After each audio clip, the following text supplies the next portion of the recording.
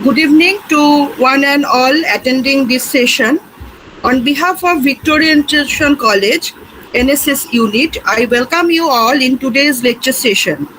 The NSS Unit of Victoria Institution College is organizing different events to observe days like World Environment Day, International Yoga Day, during the period of 29th April 2026 to 31st July 2026 as a part of Serve BRICS 2026 Volunteering for a Better Tomorrow.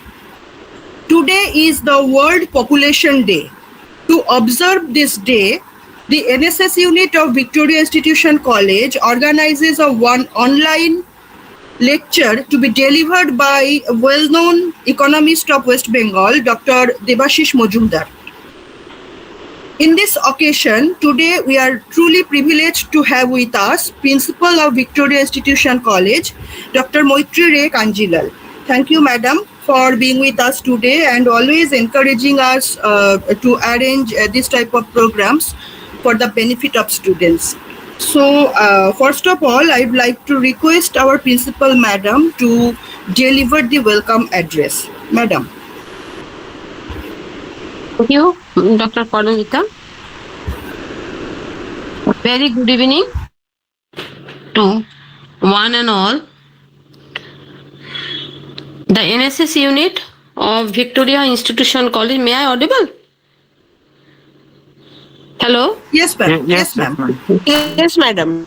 Okay. The NSS Unit of Victoria Institution College always strives for the betterment of the students, to encourage them to do something for the society so that the students will become a good human being. Through different celebration, different workshop, different seminar, always the NSS Unit under the leadership of Dr. Chitrita Bhomik, they are trying to do something overall development of the students. Today, the World Population Day, they are organizing again to make aware, to create awareness among the students about the concept of this, why this day is celebrated. So, today, our eminent speaker, Dr. Majumdar, is present. As a principal, I am very much grateful and thankful to Dr. Majumdar for giving the time to enlighten our students. Teachers are also present, and also thanks. Thank you, the NSS Unit and other teachers present here. Thanks to the students who are participating this information, this program. I also ask the students, your peers who are not able to join today at this moment, please share the views, whatever you will learn today, to your peers. Thank you, NSS Unit. Thanks to one and all. Thank you, Madam. Thank you for your encouraging words. Now, let me take the opportunity to introduce today's esteemed speaker to all of you. Dr. Debashish Majumdar is now serving at the Heritage College, Kolkata as professor and head in the Department of Economics. He has been teaching economics both at undergraduate and postgraduate levels for the last 44 years. He completed his postgraduate study from Jadavpur University, MPhil in economics from the University of Calcutta, and done his PhD from Rabindra Bharati University. He started his career as an assistant professor of economics in a government college of South Tripura. During his service period, he has served at Sudhiranjan Lahiri Mahavidyalaya Nodia and Bangabashi College, Kolkata. During 2007 to 2012, Dr. Majumdar was visiting faculty at the postgraduate study in economics of Indira Gandhi National Open University, Muralidhar Girls College Center, Kolkata, and during 2013 to 2022, he was attached with PG Commerce section of Nabobaliganj Mahavidyalaya, Kolkata. Dr. Mojumdar was an empaneled research guide for PhD scholars at Vidyasagar University, and 2 research scholars have been awarded PhD degree under his able guidance. He has authored and or co-authored about 40 textbooks of economics, contributed about 65 research articles of national and international journals, and edited 2 conference volumes. Dr. Mojumdar has worked as a reviewer of book proposals and as a member of a editorial board in reputed publishing houses like IGI Global USA, Emerald UK, Routledge, etc. His research area consists of international trade, green marketing, rural development, etc. In today's session, Dr. Debashish Mojumdar will be delivering a lecture on demographic dividend in India, some pertinent questions. Sir, we are truly honored to have you with us today, and on behalf of the entire Victoria Institution College family, again, a warm welcome to you and thank you for taking out time for this session from your busy schedule. So without much delay, I request Dr. Mojumdar to proceed the session. Over to you, sir.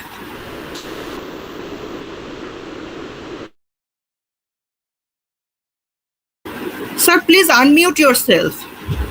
Okay. Yes. Very good evening to all of you, my dear students and the respected principal, Professor Dr. Moitri Ray Kanjilal, the NSS Unit, and particularly Dr. Chitrita Bhome, here Paramita Roy Biswas, other colleagues, my actually not directly but indirect colleagues. It is really a proud privilege to be here and share my views on this particular day of World Population Day, and speaking on a particular aspect of the problem of population that now India is facing, and the area I have chosen is the demographic dividend. I have already actually sent my PowerPoint presentation. I have prepared one short PowerPoint presentation to Chitrita, and I would request now to Chitrita to please share that presentation so that I can continue and it will be engaging. So Chitrita, can you please? Yes, sir. Yes, sir. Okay. So this is the topic, demographic dividend, some pertinent questions. And now the first slide, Chitrita, go to the first slide.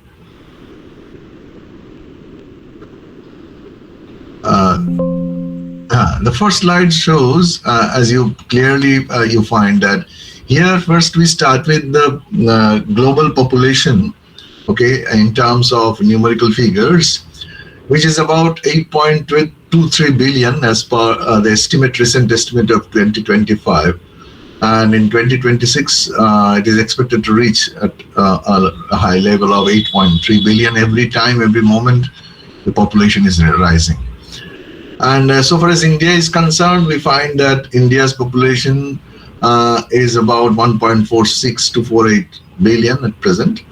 And if you compare as a proportion of global population, it becomes about say 17.5% of the total population. Okay, it will be now it is the highest populated country in the world.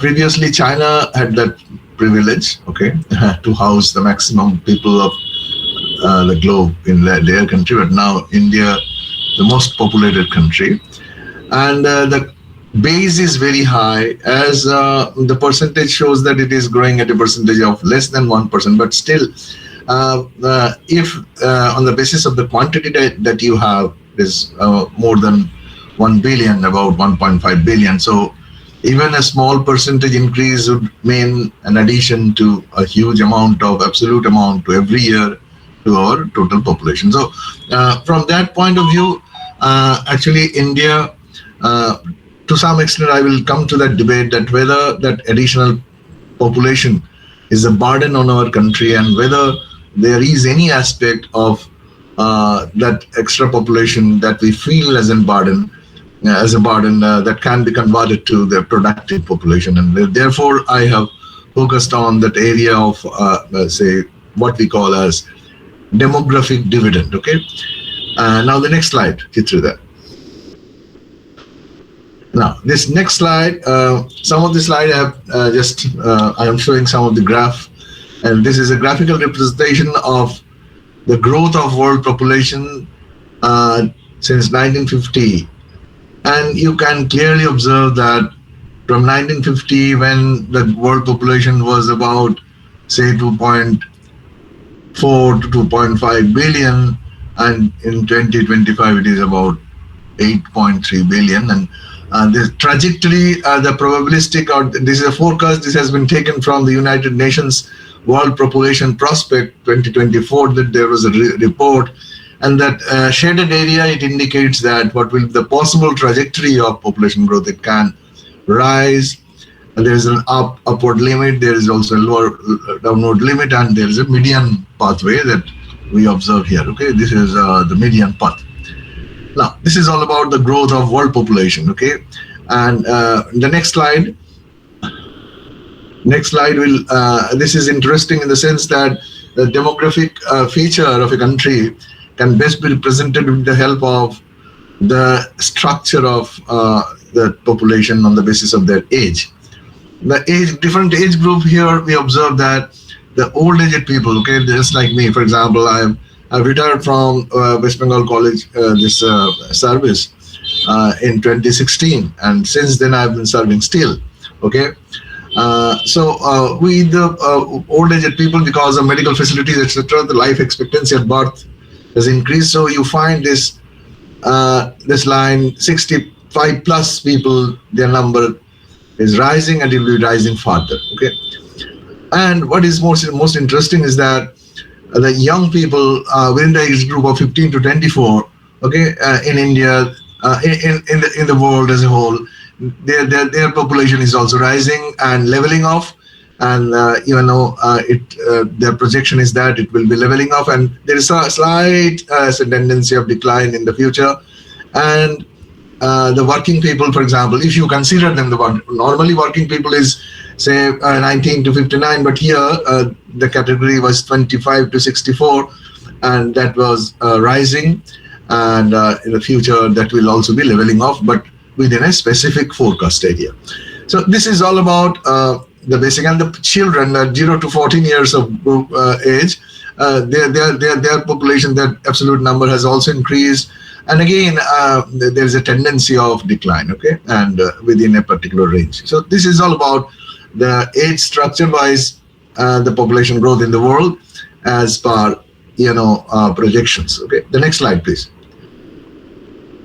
Now, this is according to demographic feature. When you talk about the population growth, it is the difference between the death rate and the birth rate. Okay, so what we observe here is that during 1950s, the birth rate was quite higher compared to the death rate in the world, say, as a whole.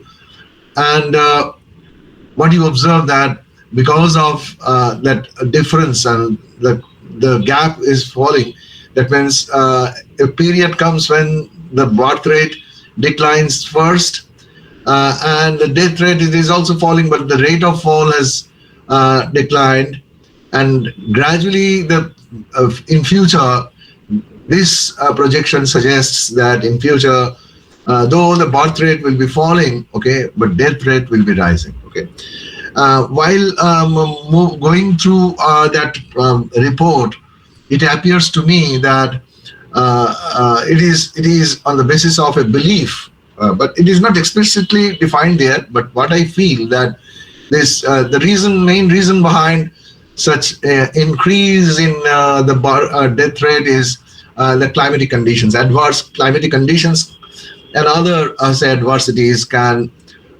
actually increase the death rate. Now, the spikes you are observing, the spikes. This spike is COVID, and this spike is the great Chinese famine Chinese famine happened during the era of Mao Zedong, when he adopted the great leap forward, some transformation in his society on the basis of transforming the agricultural sector, industrial sector, and say taking some farmers to from the agriculture to industry, some reforms, but that failed, and agricultural productivity declined in China, and adverse climatic conditions put together. There was a huge famine and the death rate. So that spike in the death rate during that period of 1958, 59 to 1961-62, that was particularly due to the Great Chinese Famine. So this spike is COVID-19, okay, during 2021. And the fall in the birth rate and these ups and downs. Any ups and downs means abnormality or the outlier in the process of that a smooth fall in the birth rate. Normally, I will come to the theory of demographic transition, because the population growth, the natural growth rate is the difference between the birth and the death, as well as the migration, in migration and out migration, whatever. This trajectory can be divided into some stages. Demographic transition, I will come to later. Please, next slide, please. Now, the life expectancy, as I was talking on this issue, the life expectancy at birth, due to this medical facilities, okay, the life expectancy at birth has increased over years on an average throughout the globe. And please see, this is there was a sudden outlier, sudden fall in the life expectancy, particularly during the COVID, okay, and during the Great Chinese Famine, as I have already stated.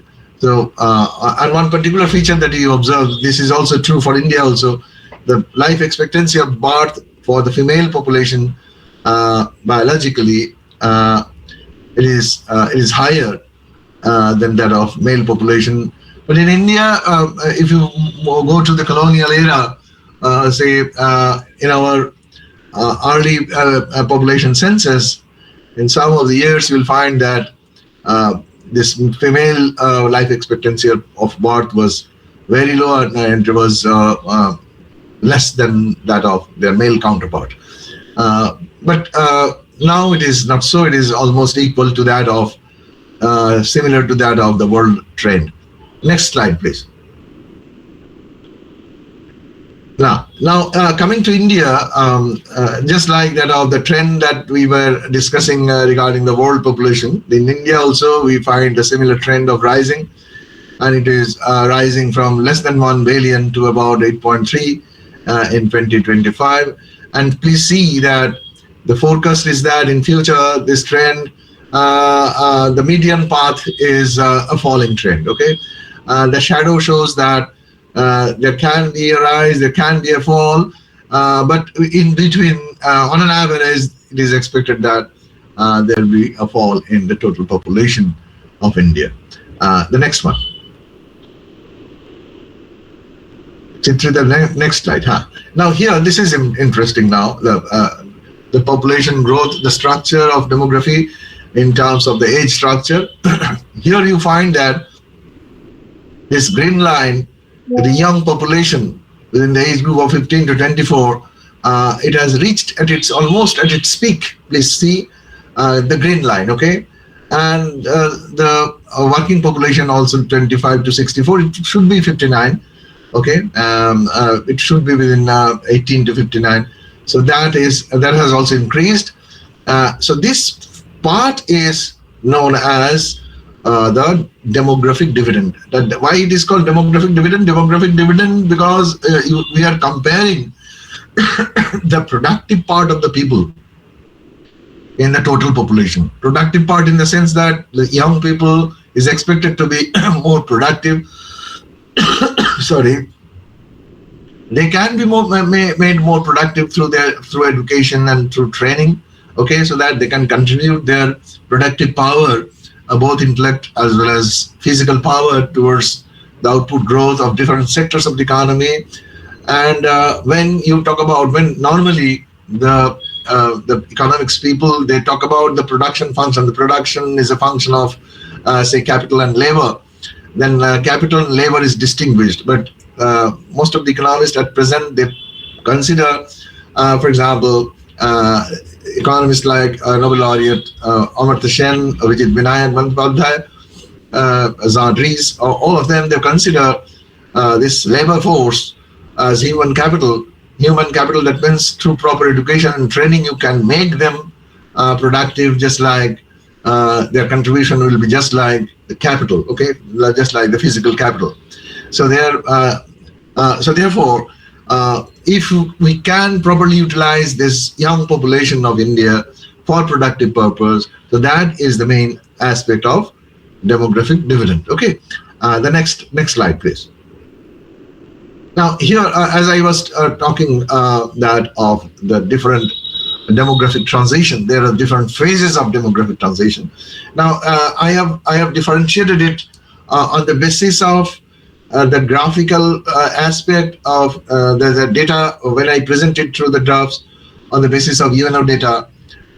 What you observe that during 1950s up to mid 1970s, the birth rate and death rate both are falling. Okay, both are falling, and the birth rate was quite higher than that of the death rate in India, and hence population was growing. But please see that the rate was almost the rate was almost the same, just excepting some of the spikes here. For example, it may be due to that, say 1960s, that Indo-China war or Indo-Pak war, or due to some say famine, and due to higher death rate.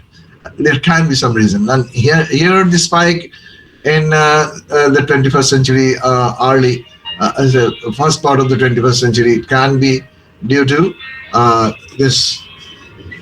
Oh, please allow me to take my phone.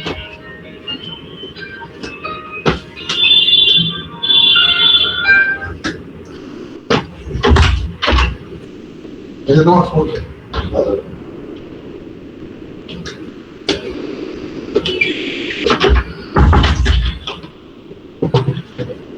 Sorry for the interruption. Now, this is due to COVID-19 period 2020-21, that rise in the death rate. Now, please see in the second phase what happened. The fall in the birth rate was sharp in comparison with the fall in the death rate. So what happened? There was a huge rise in total population. So this phase is often called as population boom, okay, in India. And in this phase, what happens? There are two opposing forces. One thing is that due to rise in the population, if you find that the age-wise, if the proportion of children and old-aged people are higher in an average family, then there is a problem of dependency burden. Okay, dependency burden. That means the non-working people are depending more on the working people. Okay, that is the feature. And again, there is also a tendency of rising the young population also. So there are two opposing forces. So if you find that ultimately if you find that the dependency ratio, if it starts falling, and the proportion of young population or working population that rises, then that is actually the productive phase or the demographic dividend. Okay. Now, what you observe in the third phase of the demographic transition here, in case of India, is that according to the projection, please see that the death rate will gradually rise because of climatic conditions, because of say some abnormal features due to rising, for example, some of say COVID-19, like say viral attack, and on the other hand, the birth rate declines continuously. And this decline, we know that this is because of the change in the urban-rural population scenario, and the shift from an agrarian society to a most modern industrialized society, where the cost of rearing child is higher than that of an agrarian society, and therefore the birth rate, okay, and gradually declines, okay, with the expansion of the urban life style. Okay, and the literacy rate. So this is how what happens. And if there is an intersection between the crude birth rate and death rate, then what happens? The population growth will be zero. So as from the figure at the initial slide, what we observed that Indian population is now growing at less than 1%, for example, 0.84%, for example. Now it will gradually moving to, according to projection, moving towards zero, and then it will be negative growth. That means in the fourth stage, I have considered it as stage 4, that when the death rate becomes higher than the birth rate in India, then the growth rate of population will be negative. So this is all about the analysis of the data which we get from population projections regarding India. The next slide, please. Now here also life expectancy at birth in India, a male and female, as I have told you, then same feature, that means female life expectancy, their life expectancy is higher than their male counterpart, and life expectancy is rising over years, and the projection is in between the area, the maximum limit and minimum limit, and the median path has been shown. Okay, now the next slide. Now please see, this is the growth rate, annual average growth rate of population in Asia, in Southern Asia, India, okay. This is shown here. Now this black line shows the zero growth rate, okay. As I have told you, this blue line is that of India's growth rate, and this green line is Asia's growth rate, and there's a sudden fall here. Please see, the sudden fall in the growth rate in Asian population was particularly due to that great famine of China during 1958 to 61. So that was the main cause. And here, that this fall is particularly due to the COVID period. Okay, so it is expected that in near future, within 2050, I think, yes, 2050, or India's population growth 2050 and about 2060 to 2065, India's growth rate of population will be zero, and it will then be moving down to this black line, that is, it will be negative. And the trend is the same trend is true for Asia and Southern Asia also. Okay. The next slide, please. Now, as I have told you, this is some sort of theoretical aspect. What is a demographic dividend? As I have already defined that an increase in the rate of economic growth due to the increasing share of the working age people in a country. Okay, and what is the theoretical background? Actually, if you go to the classical idea of 18th century as propounded by Thomas Malthus, he was of the opinion, Malthus and his followers, they were of the opinion that in a country, in a developing country, most or less developed country, the population growth is in terms of a GP series, okay, but the food production, that growth is in terms of AP series. That means population grows faster than the food production, and ultimately there will be disaster in the country because of population growth. So population growth, according to them, is a bad aspect. It is a detriment towards economic growth of a country. So this was the basic idea, and what we observed during the mid 20th century, we call the new Malthusian idea thinkers. For example, Paul Ehrlich, then Garrett Hardin. You must have heard the names. Paul Ehrlich, his famous Population Bomb. That book, and Garrett Hardin, he was the proponent of the tragedy of commons, okay, the common property resources and the population pressure, how that common property resource can be destroyed. So all of them, they were of the opinion that if there is a rapid growth in population, then there will be an exponentially acceleration of the problem of resource depletion. Okay, as I have just told, that the tragedy of common property resources. Okay, but when we come to 21st century development economics and social scientists, for example, the famous ones are David Bloom, who actually coined this word of demographic dividend. Okay, and then comes the economic historian Jeffrey Williamson. then NGO, Mason and Ronald Lee. Actually, these are the people who consider demographic transition 1 and demographic transition 2. That means, according to Mason and Lee, they believe that when you identify the say increase in the young people, that is the first identification of the demographic dividend, and when you can convert that opportunity into reality. For example, this is an opportunity, we call them window of opportunity. That means your population is your opportunity. If you have resources, then you can utilize the resources with the help of your rising population. That is called second opportunity, second window of opportunity, or second demographic dividend. So that was the division of the phases of the demographic dividend.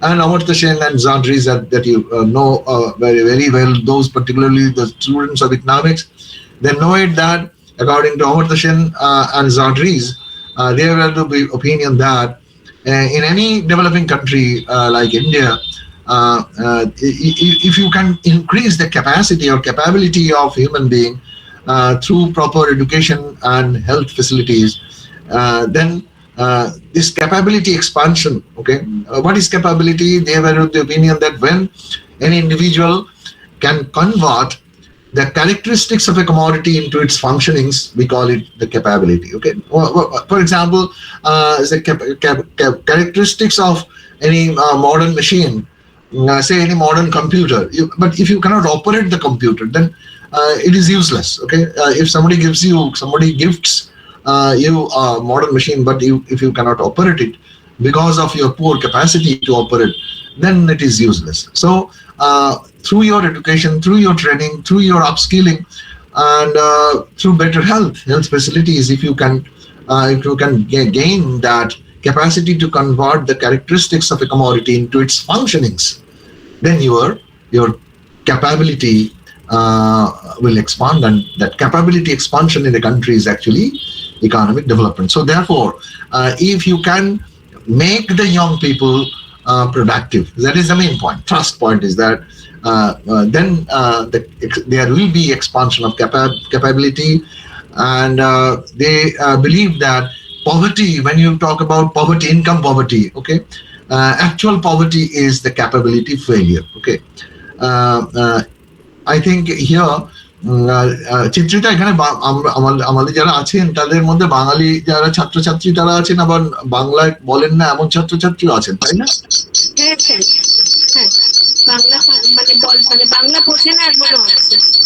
আচ্ছা, বাংলা বোঝে তো তারা, যদি আমি ব্যবহার করি? বাংলা মানে অল্প বুঝতে পারে, হিন্দি স্পিকিংও আছে। ওকে, হিন্দি স্পিকিং, ওকে, হিন্দি স্পিকিং। না, আমরা এটাকে বলি সক্ষমতা আর কি। যারা বাংলায় বলেন তারা বলেন এটা দারিদ্র হচ্ছে সক্ষমতার বিপর্যয়। Okay, so when you are incapable because of your poor education, because of your poor training facilities. If you are incapable of converting some of the resources into gainful activities, then it is failure. Next slide, please. Now here I have taken the data from Indian economy. The period is 1901, colonial India, up to 2018, and I have projected the data. What you find here very clearly, that during the early age of during the colonial India, what you find that during 1911 to 1920, we see the death rate and birth rate both were very high, and they were almost equal, and therefore this red line is the death rate, and this blue line indicates the birth rate, and this green bar indicate the natural growth. Okay, so the natural growth was almost zero because of this equality between death rate, high death rate and high birth rate. And then in the first phase, this is called the stage 1 of demographic transition. When you observe that, we see the birth rate is falling slowly, but because of medical facility expansion, death rate was falling faster, and therefore there was a great population bust. Okay, so that is called the period of population explosion. But when you enter into the stage 2, as I have told you earlier, that the birth rate is now falling a bit faster compared to that of the death rate, and therefore stage 2 indicates that the process of this demographic dividend. Okay, so birth rate is falling, Okay, and death rate is that means the country is developing. Actually, the country is developing. So it is from the population explosion you are now having that facility of demographic dividend, and in the third stage and in future, what you will find that the death rate is stabilizing, and you have just seen the projection made by that the death rate may again rise, but the birth rate will be falling slowly, and it will be the growth rate of population will be zero, and even it can be negative. So this is the demographic transition. This phases. The next slide, please. Sorry. Now, this diagram is called as the population pyramid normally. Okay, the demographers they consider this population pyramid. You must study this diagram carefully. Please see this side. On the one hand, the vertical this axis, it shows the age group starting from 0 to the higher age, and the right side vertical axis, it shows the date of year of birth. So when you consider the horizontal axis, it is thus the child is born. Okay, 0 to 4 years, for example, very say neonatal stage. And if you take this pyramid of population in India for 1991, on the basis of actual figure, it has been built. So when you come close to the horizontal axis, the right side vertical axis will show you that child of 1 year means the child was born in 1990. Please see the 1990, and gradually as you move up, the year of birth is falling. That means as you grow older, that means your birth year is more and more, earlier. So therefore, this the life expectancy at birth was very low. So please see the distance on the left hand side. You have the male population. The number of male population, and the right hand side the number of female population. Please see there is a balance between the male and female population, and gradually how many of them after birth their expectancy of living, actually several people they die. So the life expectancy of birth because of high life expectancy, low life expectancy at birth, the upper side of the pyramid gets squeezed. Okay, so this is a typical pyramid of population in 1991, which shows the number of children much more higher compared to the number of younger people. Okay, huge number of children. So in a society, in Indian society, what happened per family on an average, the number of children and say old aged people, their proportion was higher. So that led to dependency burden. That means the non-working people, that means the younger people, the children and the old people, they depended too much on the earning members of a family. So that if it happens, then the savings of the family will be lower. If the family savings is low, then what will happen? If the society can save less, then investment will be less, because if they put less money in the bank will have lower disposable this fund, and therefore investment will be less. And there is a cycle. That is, if investment is less, then income earning opportunity will be less. That is, the capital formation and the productivity of different sectors will be also less, and therefore production and income earning capacity will be less. And therefore in a society, if expenditure is less because of low income earning capacity, then demand out of the consumption expenditure will also be less, and therefore the producers will not get incentive to produce more, and hence the cycle is complete. So they will invest less, and hence employment will be low, and hence income will be low, and hence demand will be low, and hence investment will be low, and production will be low. So this is a vicious circle which can be formed with the help of because of that population pressure, this type of population pyramid. The next slide, please. The next slide I have shown. See, this pyramid is a bit different between the say compared to that of 1991. In 2001, the pyramid. Please see, there's a bit rise in the population of this younger population. If you just keep in your mind that earlier pyramid. So here a bit bulge in the lower part. Okay, in 2001 population. This is the actual presentation of the population division between male and female according to their age group. So the pyramid is on the basis of the male and female population on the basis of their age group. This is actually the allocation of the population by sex according to their age group. Okay, now the 2026, next slide please. This is the most important. You see, the pyramid has now become a mosque. Okay, just like a mosque. Please see why? Because this middle portion, lower middle portion, is inflated now. Why? Because of the growing young population. That is the working population between 15 to 29, okay, or 30. Their proportion in India is now. So this is actually the reflection of the demographic dividend. Okay, so therefore, when you gradually prepare this type of population pyramid with the help of data, census data. This year's actually 2021 census has not yet been completed. This is the projected data, and the projection has been beautifully made by and what we observe that this is actually this will happen actually when our current population census will be complete. We will get the actual presentation of this pyramid, and this is giving a probabilistic approach. Okay, but still we get this idea of demographic dividend from this diagram. The next one, please.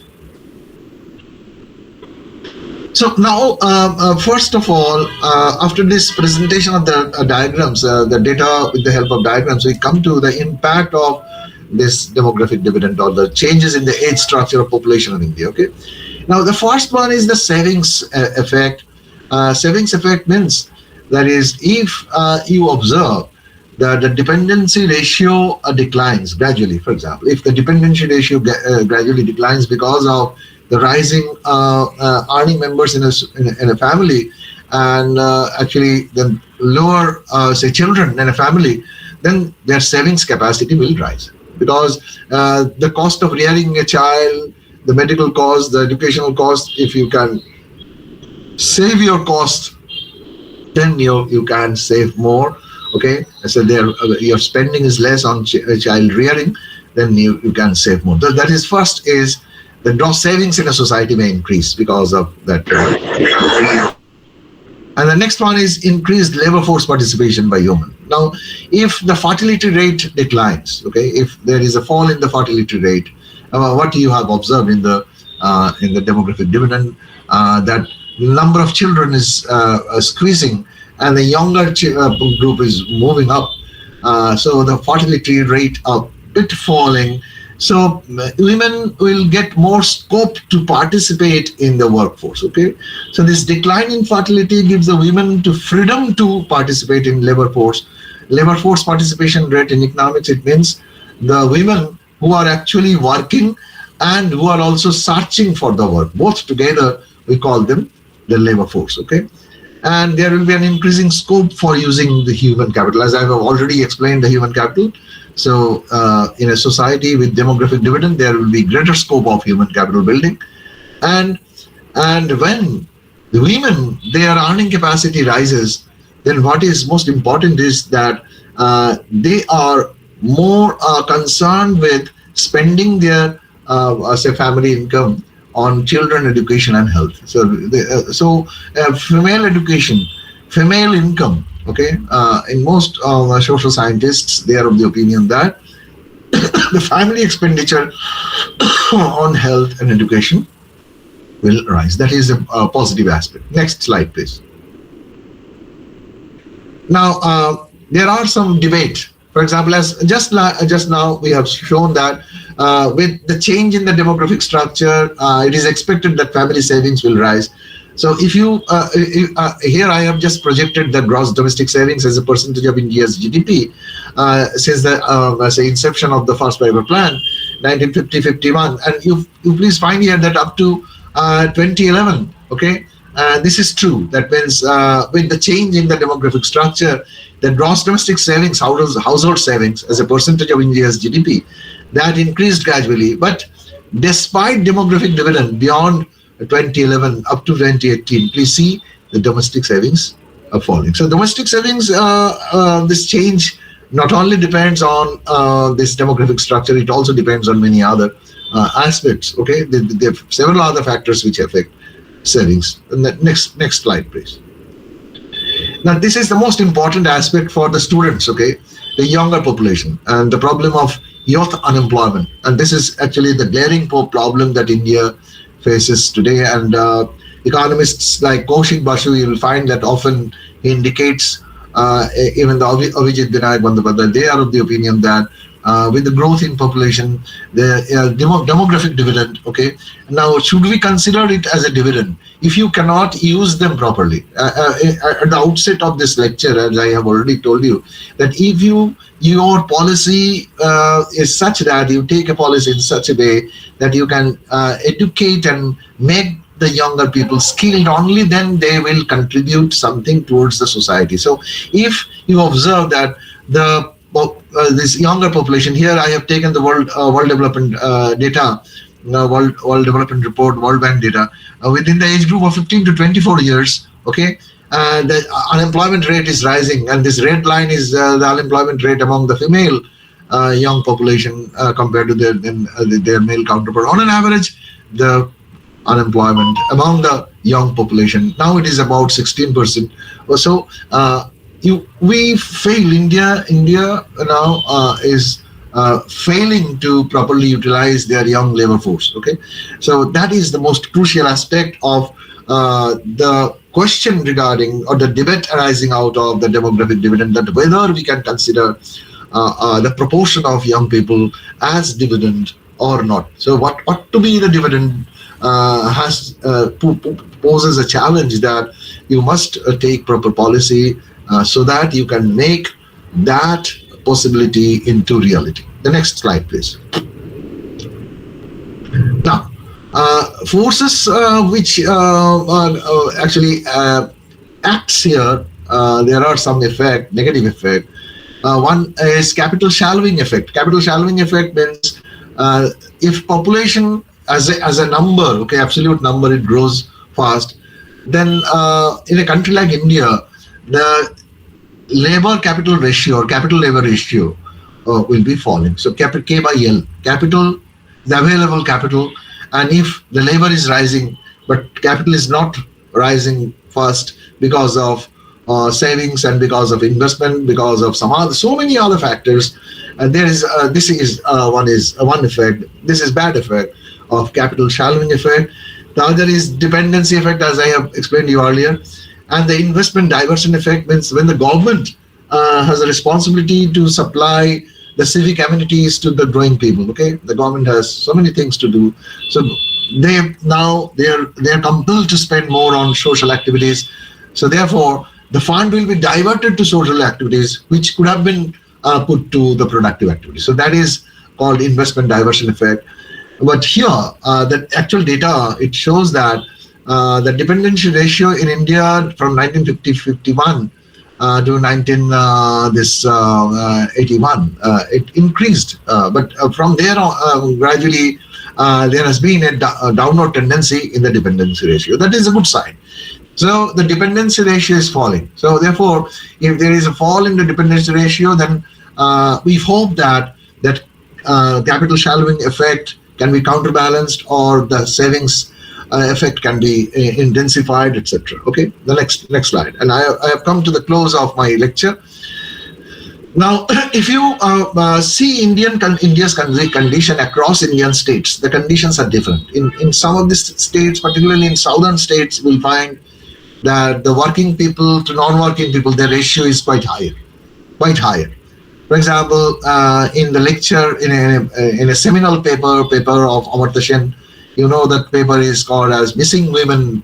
Okay, that means child sex ratio is actually falling in India, or adult sex ratio. There's number of women per 1,000 men. It is against that idea of economic development. In almost all developed countries, that sex ratio, both child sex ratio, that is number of younger girls, or the girl children per 1,000 male children, in India, if you see the data, census data, it was continuously falling until recently. However, in case of adult sex ratio, it was rising, but still it is less than 1,000, or it is less than one.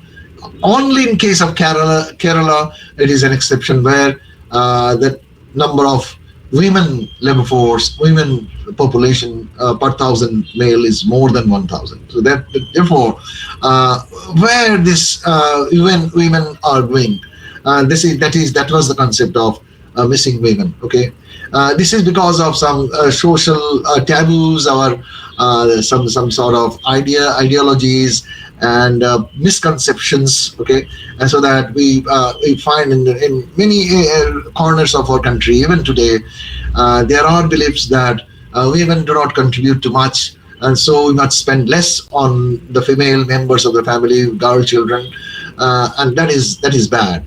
And therefore, across say states, your policy, that is, if you want to convert that possibility of that productive young people into actuality, then across states, on the basis of the differences in the scenario, you have to take different policies. The last slide, please. This is the last slide of my lecture. Here I have taken the data which was available from 2001. You can prepare it for 2011, and even after the publication of the present census, you can prepare it. That is the proportion of working to non-working population. It shows a trend that is across states. What is the difference? We see in Tamil Nadu, in Kerala, in Andhra Pradesh, in Karnataka, we see the working age people to non-working, that is higher. In case of West Bengal, it is in between. But in case of Bihar, the West. Therefore, the problem differs across states. And therefore, when you take policy, so far as policies are concerned, you have to take on the basis of these differences in the situation across states. So that is the last slide, please. And I end my this lecture with the thanks to the NSS Unit, Victoria Institution, all of its students, the principal, the professors. Thank you once again to give me the opportunity to share my views. Thank you once again. Thank you, sir, for this lucid and excellent session. In this session, we have seen the graphs related to world population structure, where we get an idea about the ups and downs of crude birth rate, death rate, and the rate of life expectancy at birth. We have seen the scenarios of India also. Interestingly, it is seen that the working population is increasing and will reach its maximum in 2050. And this is referred as demographic dividend. Eminent economists opine for proper usage of this human capital for the productive purpose, so that the capability can expand and it will help in economic development for India also. We have seen the graphical presentation of demographic transition, which describes the stages of population expansion, demographic dividend for India. We see that the population pyramid, this indicates the dependency burden in 1991, and then it's changing in 2001, and in 2006 we are seeing that it's indicating the increasing proportion of young population. This is referred as the demographic dividend according to this population pyramid. Then we also have an idea about what are the impacts, maybe the positive or the negative impacts of demographic dividend, which are discussed also. At this point, or the burning problem of India is now the youth unemployment, which is also discussed very lucidly, highlighting the failure of proper usage of demographic dividend. And at last, it is concluded that the policy measure like implementation of proper education and skills for the youth is needed. Moreover, the state-specific policies can address the lag which is in the demographic transition between different states. So thank you, sir, for this excellent deliberation. It is really insightful and enriching for all of us. Thank you. And now, may I request the participants, if anyone has any query, please unmute yourself and put the query in brief. কারো কোনো প্রশ্ন থাকলে স্যারকে জিজ্ঞাসা করুন please.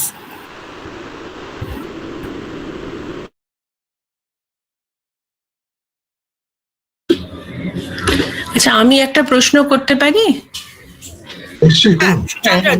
হ্যাঁ, নমস্কার sir, আমি ডক্টর সুচন্দ্রা গুহ, আমি ভিক্টোরিয়া কলেজে ইতিহাস বিভাগে পড়াই। আমার আপনার এত ভালো লাগলো, আপনার এত সহজভাবে আপনি বললেন। আমি শুধু জানতে চাই, আমি চীনের ইতিহাস পড়াই একটা সেমিস্টারে। একটা ব্যাপার থাকে যেখান থেকে তারা ডেমোগ্রাফিক ডিভিডেন্ড পেয়েছে বা পেতে পারে। তো আমার প্রশ্ন হচ্ছে, চীন যেভাবে তাদের পপুলেশনকে ব্যবহার করেছে, আমরা কেন পারছি না? সেক্ষেত্রে কি আমাদের কলোনিয়াল ইকোনমি তার জন্য কিছুটা দায়ী? কারণ চীন ওয়াজ নেভার কলোনাইজড, সুতরাং চীনের এই সমস্যাটা ছিল না। এটা আমার 1 নম্বর প্রশ্ন। আর 2 নম্বর, আপনার স্লাইডগুলো আমি দেখছিলাম, আমি একটা স্লাইড স্যার, আপনি এখানে লিখেছেন decline in fertility gives women the freedom to spend more time on economic activities resulting in higher economic growth. তাহলে স্যার, এখানে যদি মহিলাদের ফার্টিলিটি ডিক্লাইন করে, তারা আরো বেশি কাজে আসতে পারে, কিন্তু সেখানে তো আবার তাহলে পপুলেশনও কমে যাবে। এই দুটো কি কন্ট্রাডিক্টরি মনে হচ্ছে স্যার? এই দুটো কোয়েশ্চেন। Thank you. প্রথমে যেটা প্রথম প্রশ্নটা, সেটা হচ্ছে যে চাইনিজ ইকোনমি আর ইন্ডিয়ান ইকোনমির মধ্যে পার্থক্য হচ্ছে তাদের তো কমিউন বেসে তাদের সিস্টেমটাই আলাদা। সেখানে আমাদের মতো অতটা ডেমোক্রেসি সেই অর্থে নেই। আপনি দেখবেন, আপনি যদি পড়ে থাকেন, বেশ কিছু লেখায় আমরা পেয়েছি যে the basic in India and China is that in India we have democracy and it takes more time to just implement any decision on the part of the government because of democracy, because you have to take the decision. It should be properly supported by the member of the parliament, etc. But if you have that type of communist country where to some extent you have the party in power and an autocracy to some extent, then you can put that decision into operation very quickly. So actually, because of the population pressure, the China had adopted the 2-member family and restricted the population growth. This was the population regulation which China could adopt very vehemently. But India, you must be remembering that Nasbandi Zamana of Congress party, and that failed actually. So we have different, historically, our society is guided by some of the religious and other sentiments which you have to give proper respect, and you cannot avoid that because of political reasons, because of historical reasons. This is number 1. Number 2, your question is, if the fertility declines, then the causality that I have shown, that will lead to greater labor participation. But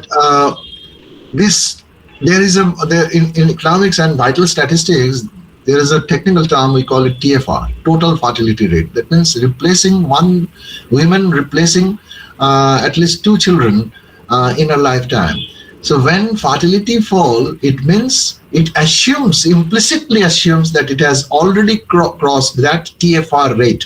So when you are more than 2 or 2.1, and then you just stop, okay, and then there will be no question of the falling population. But negative population here, the death rate is rising in their projection, in UN projection. That is because of completely different reason. The reason being our climatic condition, and most of the poor families in some arid and semi-arid regions of India, those tribal people, for example, they are to bear the brunt of the women actually bear the brunt of this calamity or natural calamities. So I think, Madam, your answer is well. Yes, thank you, sir. Thank you. Thank you. Anybody else? Any question?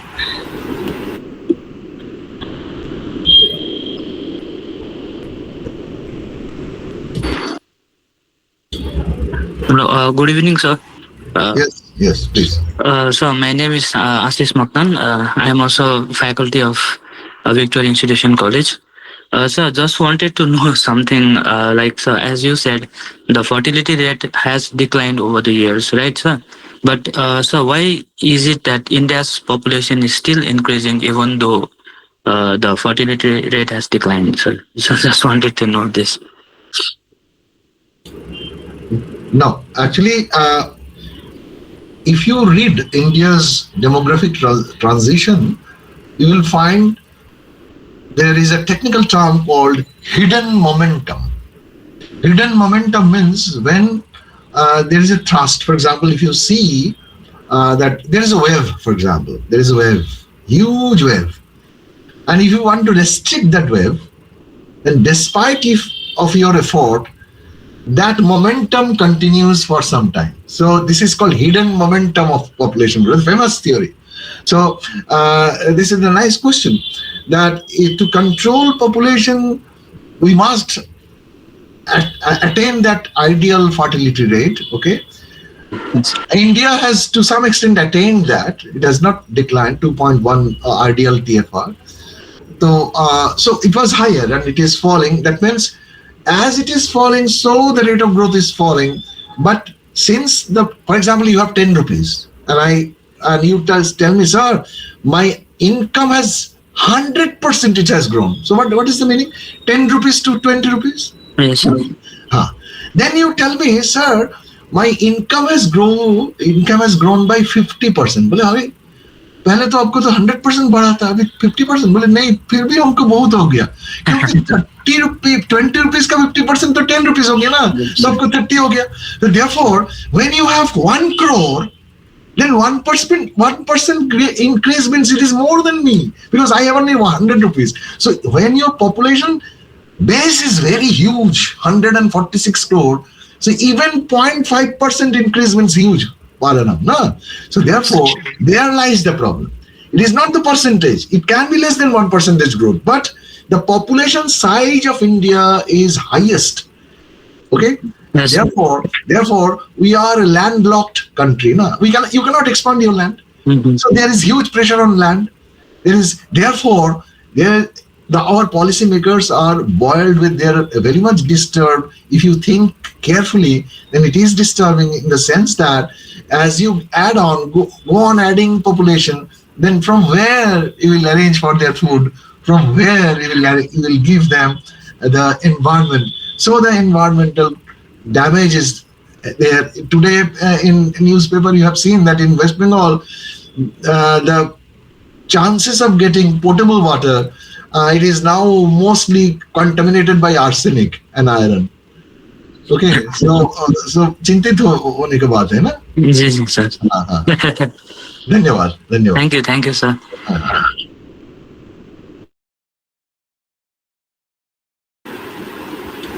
If you have any other question. প্রশ্ন আছে?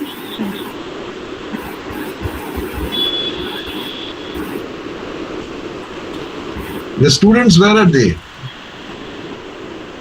The students must ask some questions. If the students do not ask, then either my please. স্টুডেন্টরা question করো, আমি sir স্টুডেন্টদেরই বলছি.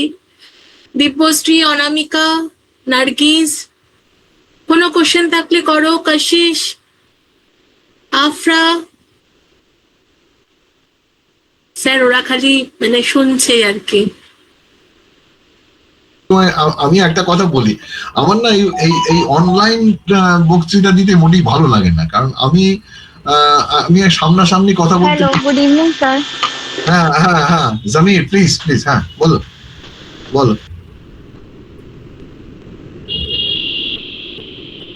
কেউ কিছু বলছে?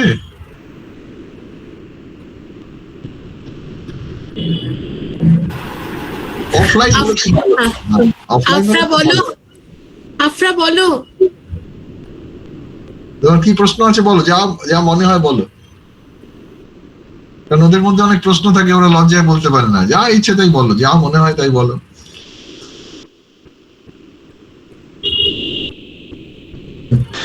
দুটো হয়, একটা হচ্ছে Hello, sir. বলো বলো বলো, হ্যাঁ please. Sir, there is any solution of this increasing birth rate of India?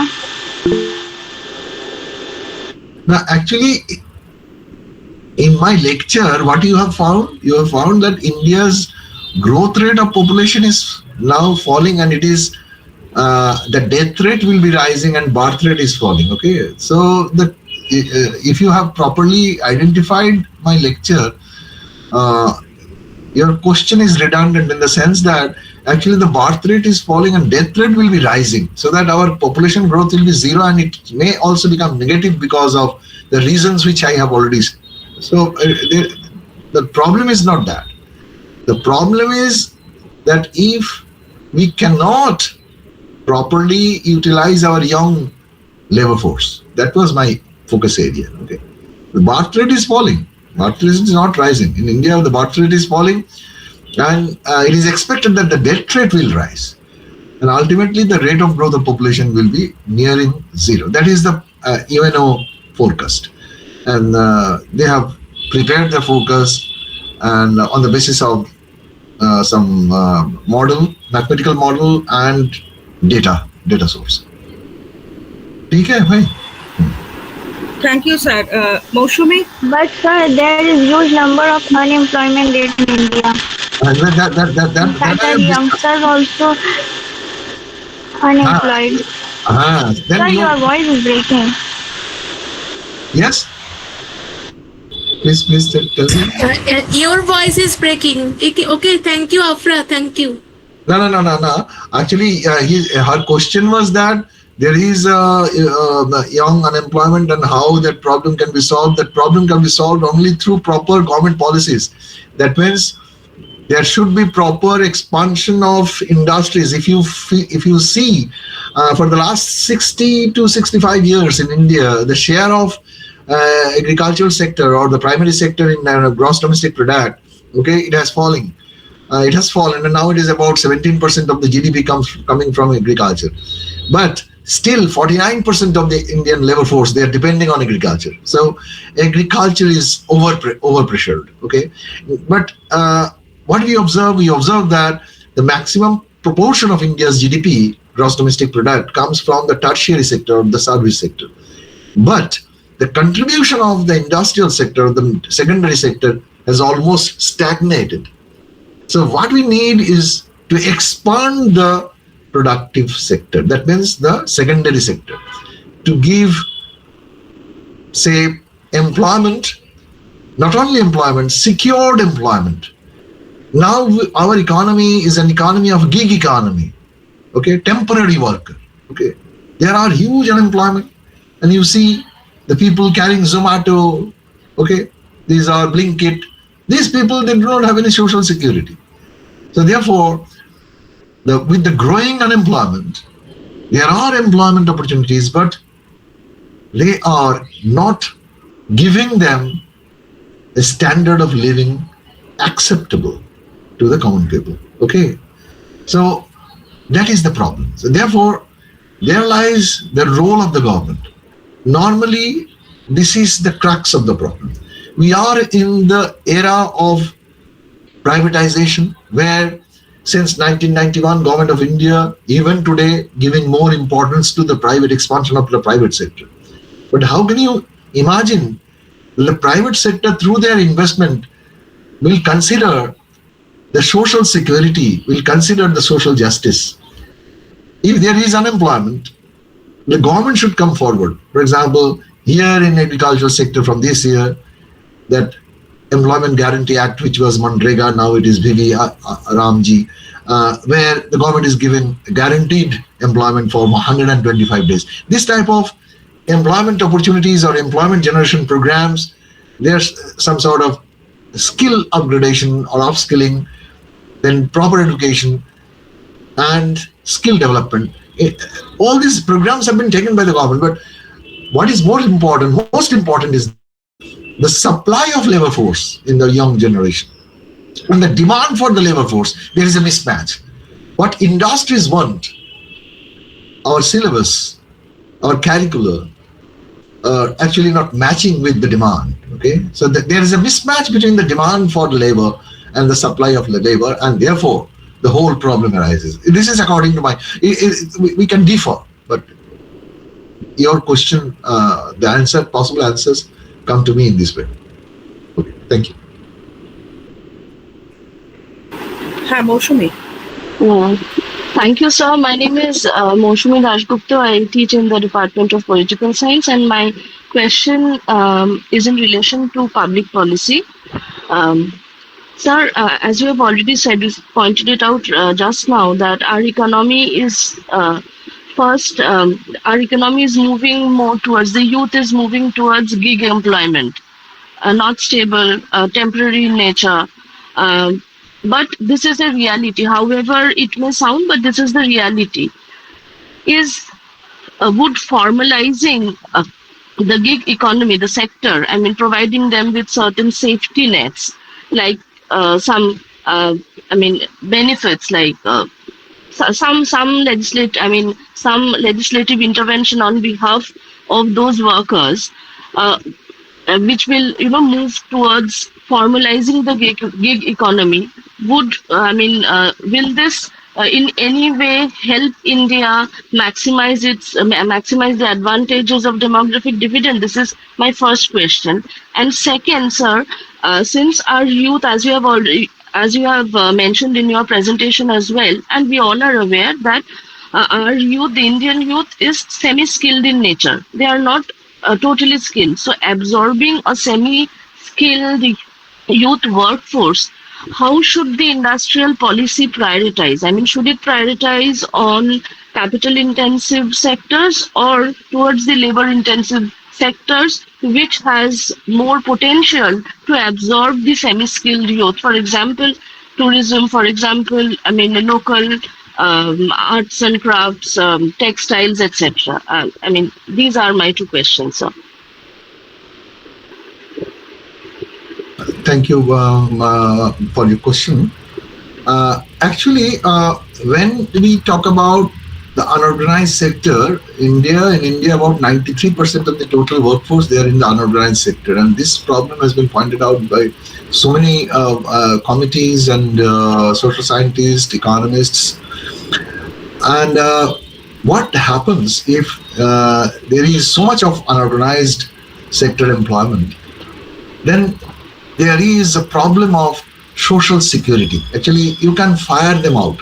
Now, this is actually the result of the opening of the economy before the fluctuations of the global economy. For example, now please imagine a situation when you are opening your economy, you are not previously, the industrial policies, they had some protection to some of our small scale industries. Now that protection is not there. You are opening it. Now, when you are opening your economy, then you are facing the competition, global competition, as well as the fluctuations. For example, now this Hormuz is closed. So there is so much fluctuations in the global economy. Okay, when there was 2007, 2008, say global financial crisis, there was a global fluctuation. When there was 1996, 97 Asian crisis, there was global. So when your business is more susceptible to global fluctuation, then what type of employment as a private employer you prefer? First of all, if you employ permanent employees, then you cannot retrench them, you cannot fire them out, because if you have a medium term or medium scale or large scale industry giving employment to more than 20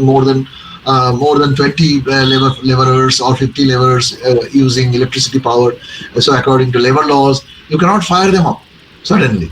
But if you employ casual workers, gig workers in this way, part-time workers, then you can fire them. This is called casualization.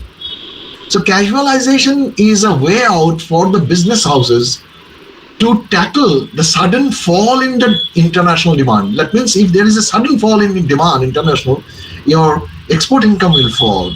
So to protect your profit, you must reduce your wage bill. How to reduce your wage bill? If you employ more casual workers, you can retrench them out easily. Number one. Number two, if you employ more women workers, this is called feminization. So what you see in Bangladesh, in most of the garment industry, most women workers are employed. Why? They can be fired at any moment without any compensation. Okay, because women workforce, they are not so much unionized. So these are the way out for the capitalist world. And in India, what happens in case of MSME? Okay, so what is the way out? The MSME, and they want to avoid the labor laws. Okay, and when you avoid the labor laws, you cannot protect the laborers. So therefore, your first question is that yes, it can generate employment, but it is employment without dignity. So there is a beautiful book, Development with Dignity. We are developing, but without dignity. This is the first question and answer according to me.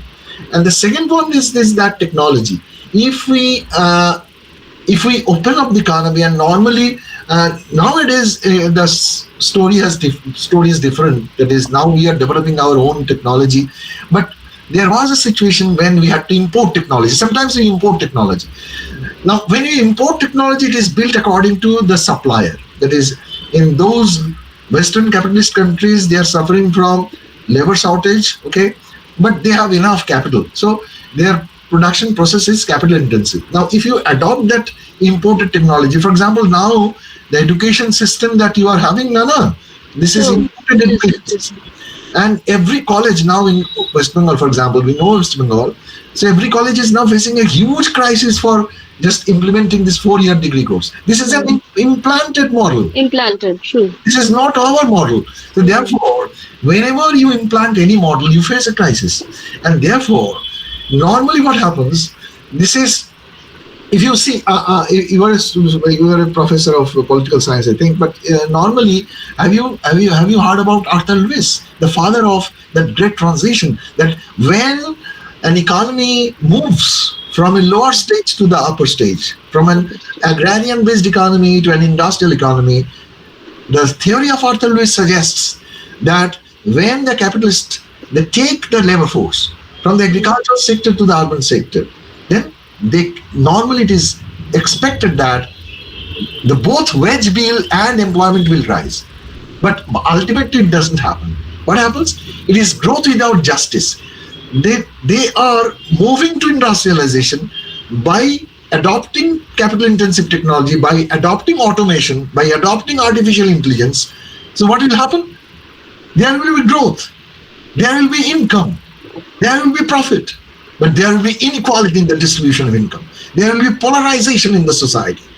And that is actually proved in the data. And you will see that over the last 50 years, income inequality in India is tremendous. Now the rich people are growing richer. So your answer you get. Therefore, I feel that when the government adopts a policy, it must take some drastic policy, and then the compromise is not the answer. Now we are compromising actually. There is no other way. We have surrendered and compromised. Thank you, sir. Sir, would you please mind repeating the name of the book you just suggested, Development Without Dignity? Am I correct? Without Dignity. Okay, sir. Development with Thank you, dignity. Thank you, sir. Thank you so much. Thank you, sir. Thank you, sir. Good evening, sir. My name is Kashish from Botany Department. I have no any doubt, but my friend has a doubt. But as she is traveling, can I ask the question? Yes. What specific roles can colleges and students play to help support India's demographic growth? What specific roles can colleges and students play to help support India's demographic growth? The question should have been the demographic dividend and the role of the higher educational institution. This should be the specific. And yes, there is a specific role, because the higher education institutions, particularly the technical institutions, normally in China and in many other emerging economies, they have actually taken the educational policy in such a way that they have established a close industry academia interlinkage. Okay, and all their universities are very close to industrial belt. Therefore, the curriculum in the colleges and mechanical or technical institutions, they are built, they are prepared on the basis of the demand put forward by the industries. Now, in case of India, what happens?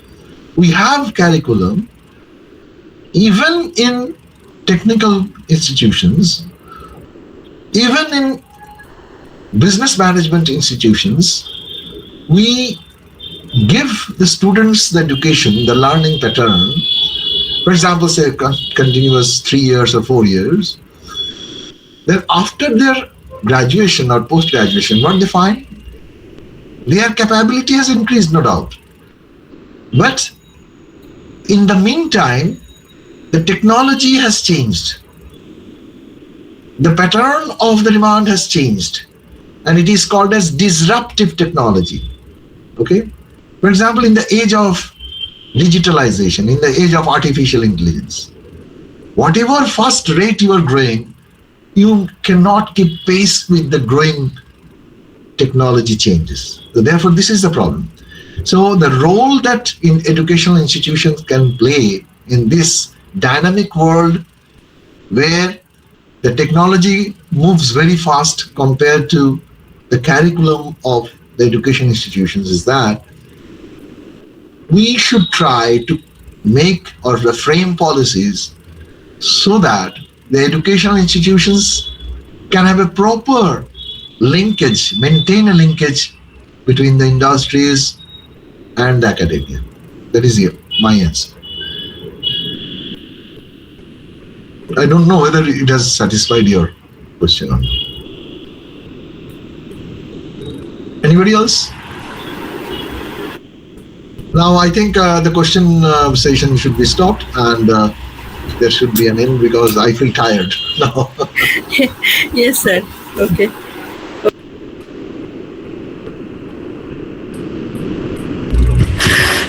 Madhulina, just for formal vote of thanks, may I request Madhulina?